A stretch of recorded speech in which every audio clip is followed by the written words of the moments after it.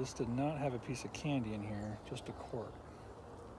So I'm going to remove the cork and add, I wonder if I can just push it through. I bet I can. Squisher. Yeah, I should be able to do this. Problem is, yeah, I need to remove it because gravity's going to pull it back down this way. Okay. Take the cork out, put the candy in.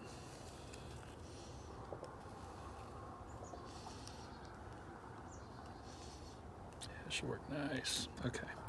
So what's going to happen is I'm going to install this between a couple frames like this, and the bees are going to come in and they're going to eat through this to release her, and hopefully they accept her as a queen. So take the staple gun, this over here,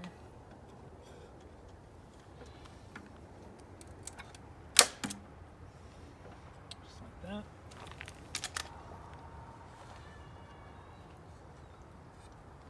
Okay, take our package of bees, set her in here, just like that. Did you smoke them already? A little bit. I mean, just having it there next to them is a little bit. Plus, I did the sugar water. I'm not too worried about that right now.